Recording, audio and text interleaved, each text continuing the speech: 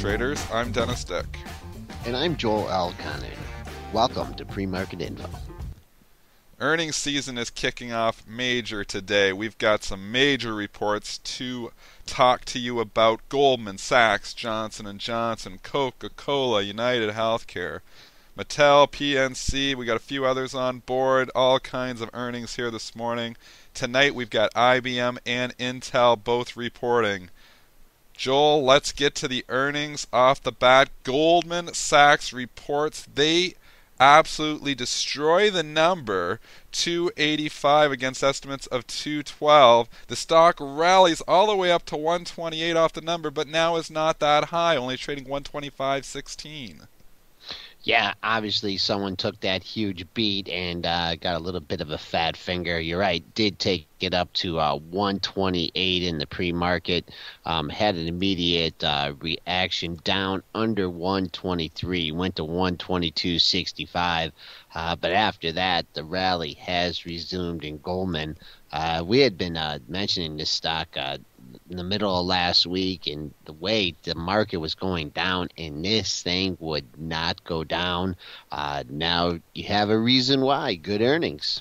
Good earnings. It's been on the march for the last month and a half, and man, did they beat the number. Shocking, though, it's one of those whole things where a lot of maybe this big move is already, or this big beat was already priced in because the stock is really not responding. If you would have told me yesterday that Goldman Sachs is going to be by 70 cents, I would have thought it'd be up $5 or $6. It's up 60 cents here, and obviously it even traded down after the report, traded up and then down, so kind of wild. Will be interesting to see where this one goes in the regular session. Obviously, you want to keep an eye on Morgan Stanley. That will probably move with the Goldman Sachs.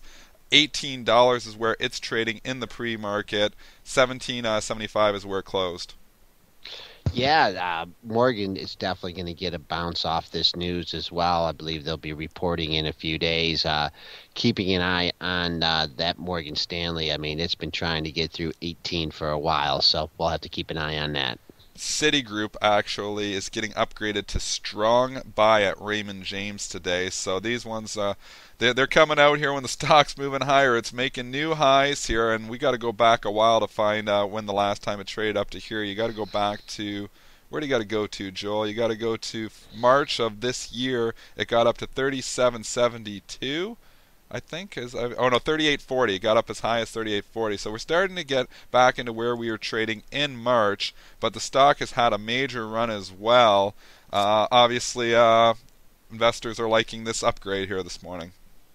Yeah, I mean, this sector's been extremely strong and just following through. Just would keep an eye on that pre-market high. Do have a lot of other ones reporting. Major companies here. Coca-Cola reported earnings this morning. They actually beat by a penny, 51 versus 50. It started slipping under that key $38 level in the pre-market, got down to $37.90, but now has turned around and started rallying. So that 38 continues to hold. I think that'll be a key critical number for you again. This is the third day in a row we've flirted with this 38, and it's held, and it's up at 38.30 now. So if the stock goes to pull back, you got to think that 38 is a big number.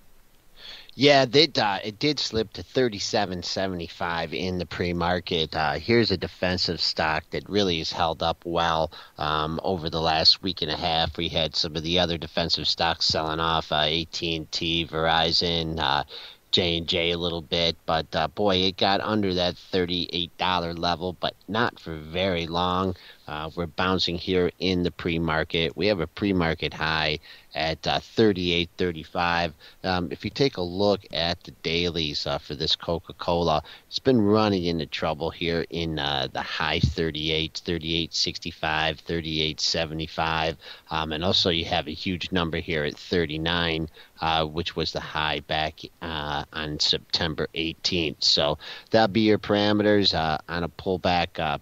Hopefully to the close, 38.13 down to 38 even, monster support. Joel, did you have a late night last night? Because you were sounding sleepy here this morning. Are you waking up here, or just kind of Joel is sleepy here this morning? Well, I just accidentally had a little shutdown here in my trade station here, so Oh, so you're having a rough time getting I was quotes. yeah, you got me, man. I was I was like, you're scrambling. sleeping. I can tell you're sleeping right now. Wake No, up. We got earnings season here. This is. no, I know. And then it just it took me a while here. I was scrambling on the computer with the trades and got the trade station back up, but I'm back. I'm You're back. back, Jules. Back. UNH reported here as well this morning, and stock is trading up significantly. $59 after closing at 57.49. They reported $1.50 against estimates of $1.34. They raised their guidance, doing everything right here. Stock lifted up. I saw a print at 59.50. Is that how high it got there this morning? Right, it's exactly there. Printed 5,500 shares up there. 59. Subsequently, has pulled back down slightly under 59, making a low in the pre-market at 58.80. Looking at the chart here, you had all those tops at 58.15, 58.29. Actually, you had four highs in that area. We've busted through there, so hopefully, if you do get any kind of pullback, look for major support there at that 58.20 level. Looking at the dailies, you have another high at 59.31. That was July 2nd high. So that 59.30 to 59.50 area should be a major resistance. If in fact it can bust through there, you're looking at a triple top at the 60.50 to 60.60 handle. How are other stocks in that sector responding to the UNH news? Actually, it's been pretty muted overall here. This sector, CI is another one that's in the sector. You've got Aetna, obviously, which is in the sector as well. Aetna's trading up 60 cents right now, but these stocks are lower volume, so a lot of times they don't have that much action in the pre-market, but they can get follow through in the regular session. So don't be surprised you do see some sympathy move in some of the other stocks in the sector. We've got to go back to Citigroup right now, though. Breaking news: Vikram Pandit stepping down as You're kidding CEO. me. Not kidding you, just breaking across the tape right now. Wish we were live with you this morning. We're trying to get the shows. We're going to be live here, probably coming up next week.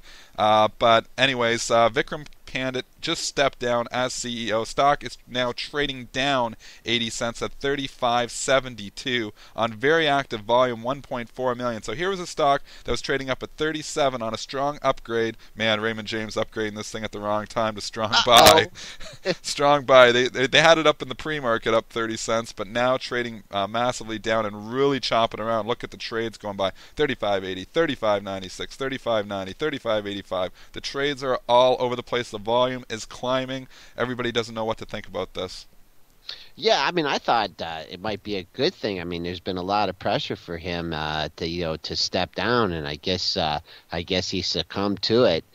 This stock has had one heck of a run and just gives it all back in a heartbeat there. Current pre-market low is 35.63. Almost getting into yesterday's range there. 35.20 was yesterday's low on a good earnings day. So keep an eye on that 35.20 level. That, like I mentioned, that was yesterday's low. If in fact it gets below there, you're looking at 34.66 was the 2-day low. But 35.20 is the number to keep on if you're trading the Citigroup this The morning. volume is absolutely insane. Since you were just speaking there, Joel, it did another 600,000 shares at 2.1 million now. That is just nuts. Johnson and Johnson. We'll come back to Citi before we close the show and give you an update. Johnson and Johnson right now trading up 70 cents in the pre-market, 69.30. I do have a trading position on in Johnson and Johnson as well right now, as well. 125 against estimates of 122, so they beat by 3 cents. They kind of raised full year guidance. 505 to 510 estimates were 506, so I guess they just are basically a little bit above where the estimates were for the full year. But the stock runs into major resistance up here at the 69.75 area. Yeah, it's made several attempts to crack the 69.65 to 69.75 level. I can see at least 5 or 6 attempts to do it. Was the subject of the Goldman downgrade to sell. I guess they weren't anticipating having good earnings here. I still have to keep an eye. I mean, that's major. That defines resistance in any technical analysis. That's 69, 65 to 75.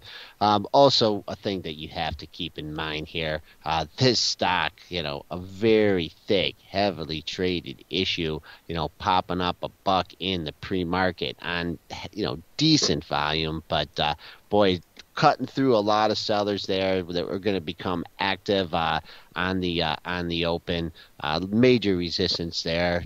Maybe an opportunity to try a lower risk short, or for sure a great opportunity to exit along, as this stock was traded under 68 on Thursday and Friday, and here you're back up in the 69 handle. Back to Citigroup again. Stock is now 36 and a quarter, so just bounced up another Uh oh. 50 cents. This is all over the place. Just your quick update. Intel reports tonight. 21.90. It's trading after closing at 21.73, so it is getting a little bit of a lift here. The market is up 6 points, so it is getting a little bit of a lift with the overall market, but everybody will be looking at those Intel numbers tonight. Obviously, the sentiment is not good. It's had a terrible month and a half. It was up at Yeah. 27. It's now been down, basically been knocked down 20% in the last month and a half. Yeah, I mean that is just well, I even might even let you draw like a really steep trend line there, coming off these highs that you had back in the $27 area. You've just come straight down. A little bit of a bit of hope here for people that are long Intel. Potential triple bottom in place, 2140, 2150, and 2152. It looks like you're trying to form a little bit of a bottom there and kind of round up.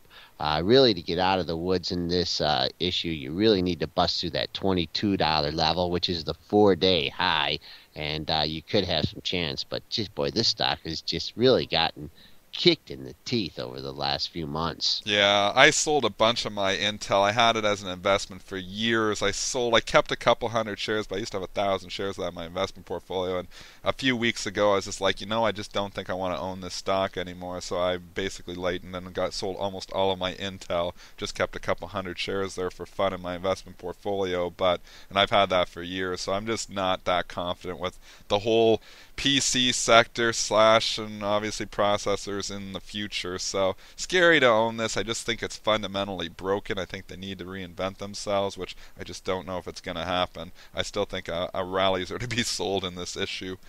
IBM reports here tonight. This is a company that has done everything right as opposed to Intel. Has approached and made new all-time highs recently. It's trading up here in the pre-market. I do have a trading position on in this one as well for full disclosure.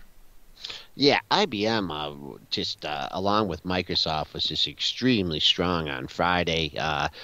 Took the cue on Monday and followed through. You're looking at the pre-market activity. It did trade up to 209.80, or excuse me, 209.93 in the Last pre-market. night, yeah. Yeah. Above that, I mean, you got 5 and 6 day highs at 210.64, 210.74. Coming back down, I'd look for support at the close, 208.93, and also the all-time high in that is 211.79. Yeah, obviously they report tonight. Sometimes these stocks like Goldman Sachs had a nice run up yesterday into their earnings. We'll have to see if IBM does the same and has that run up into the earnings or not. But that's what has been the trend. But sometimes trends are made to be broken too. Mattel reported earnings here this morning, MAT. Stock trading up, taking out that critical area here. You can see on the chart this whole 36 and a quarter area has been like a rock. We are trading above there right now. They reported $1.04 against estimates of 99 cents, and we are trading up at 37.01 right now, so trading up significantly higher than that major resistance area. 37.60 was the initial pop in the pre-market. Kind of things have settled down a bit. Come back down to 37. Look for minor support there from that 36.80 to the $37 level. Breaking out major league here over the 36.20. Boy, the stock is up a lot in the pre-market and not a ton of volume. Keep a real close eye on the pre-market high, 37.60. Break below 37, and you got a ways to go down to really find any kind of support. Yesterday's high, which was 36.10. Hasbro, HAS, trading up here just on 400 shares, but it is bid higher on the Mattel earnings. It's bid at 38.30 for 6,000 shares, so significant Whew. bidder, or 4,000 shares actually, significant bidder at 38.30. So it does look like it is going to open up in sympathy. I'd keep an eye on that spiked high from 2 days ago at 39.40. I think that would give you major resistance if it was to get up there, and obviously past there $40. I don't know if I see it getting that high today though.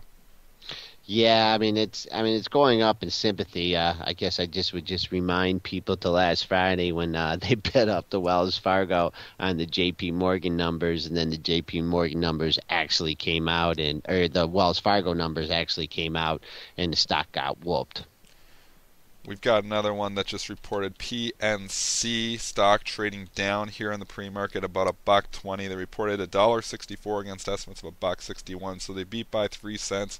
Obviously, wasn't enough. Some of these other financials have been beating by a lot more, so I guess a 3 cent beat just isn't good enough. Take note of that for your financials going forward. When you only beat by 3 or 4 cents in this sector, it doesn't appear to be enough. And the stock is trading down here, 61.70. Interesting enough, if we look back to August 30th, you had multiple lows in the 61.70 Yeah, area. yeah, that is really opening up into just a boatload of support there. I mean, you must have had half a dozen lows in Yeah, that area, yeah. 61.50 to 61.70. Anybody that shorted the stock on the recent run up to 67 has to be keeping a close eye on that level. If in fact it does get through there, you now have another major bottom right around the $61 level, 60.77. But boy, I'd be surprised if you don't get a little bounce here off the 61.70. Well, we said Intel and IBM reports tonight, so that'll be your market driver tomorrow. We talked about your market drivers for today. Let's talk about the overall market because we are getting a bounce here again. We've bounced off that 1420 area that we talked about there yesterday, and we're continuing the bounce here today, 1442.50. We're up another 7 points here. Yeah, and this thing just followed through. Couldn't break down through that 1420 yesterday morning and caught a nice bounce. We only got a buck below the close. 1434.50 has been the Globex low. You got up to 1444. Do not see a lot of resistance in that area, so use that 1444 as a bogey this morning if you get another rally. Coming back down, was really looking to play a breakout through the 1439 and a quarter area, which was Thursday's high. Since that play is gone, look for that area as support. Next major resistance level I have is a ways away from here, 1454.50. Not sure if we're going to get there today. Did want to alert our traders to a few technical formations that may come to fruition or already have. Apple's been on a rebound here, and it's busted through a double top, 635, 13, and 18. That was Friday's and Monday's highs, so we are trading above that, but look for a peel back to 635 to be good support. That whole thing that you were saying it could form that double bottom looks like it potentially has from the 12th and the 15th. You can call it kind of a double bottom there anyways, I guess. And even from the bottom there before, going back to the 8th where we bottomed on, was it the 8th? I'm trying to, my charts aren't working that great today either. No, on the 9th, 623.55, and then obviously yesterday we got down to 623.85, so I guess you could call that a double bottom in Apple, and it has taken off since then. Yeah, and we'll just go back to the old dog Facebook here. Facebook. Yeah, I did give people. I know I've said to buy it several times to no avail here, but look at this 1950 area. Starting to form a base Yep. You've had four lows there, 1945 to 1961. Wow. Closed just above there. I'm looking at as a low risk entry here in Facebook. Yeah, if it starts to cut through there, I'd get the hell out of it though. So it starts trading 1940. Give it a few cents. You always got to give it a few cents through the level because the high frequency traders love to take you through a technical level. Once that obvious, they like to take it through by 3, 4, 5 cents, try to shake everybody out, maybe hit some stops, buy from those stops and take it higher. So I'd probably give it, if I'm trading this thing today, I'd probably, if I'm buying it at 1951, 52, 53, I'm probably giving it to 1940. It starts trading below there, I'm probably getting out. That's our show for today. Obviously, keep in mind the big earnings that we have tonight. We're in the middle of earnings season, so we'll be reporting more earnings tomorrow. Have a great trading day.